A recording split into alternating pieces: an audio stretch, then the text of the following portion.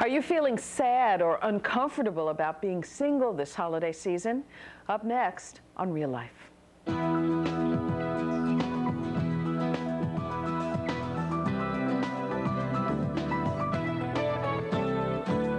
And how about those of us who find ourselves obsessing over a relationship we just left, like replaying it, thinking again of what we did wrong, like a romantic play-by-play that is very hurtful. I mean, what do you do about that when you can't help thinking about what passed? Well, I think the mistake is that you only think about the good things and then you're brooding over, you know, oh, this was so wonderful, when really maybe it wasn't so wonderful.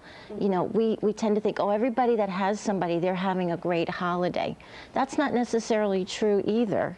You know, you can be with somebody and be lonely and not be so happy. So I think it's where you put your focus mentally. If you do all these negative things to yourself, everybody's with somebody, that's all you see on TV, you're going to just add stress to yourself. So I say try to control your thinking if you can. Try to focus on what makes you feel better. Can you reach out to somebody? What can you do for yourself that would be calming and helpful and pleasant for you? Try to take control of the day. Welcome back to Real Life. Our topic is surviving a bad marriage. With us, we've been talking with Carlotta Holton, who is the author of Getting Out of Limbo, Surviving a Dysfunctional Marriage. And we are now joined by Debra Castaldo, a marriage and family therapist. Thanks for being with us, Debra. We want to go right to the phones. We have someone we want to take quickly.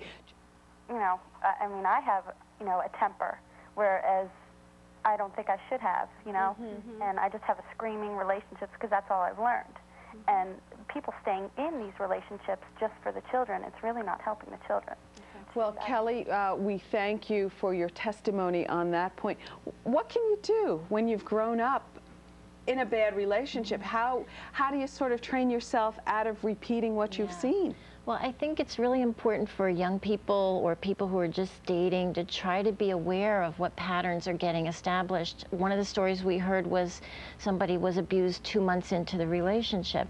And I love a phrase that Maya Angelou says. Actually, she says, you know, people let you know who they are the first minute or the first week you meet them, and we don't listen as women.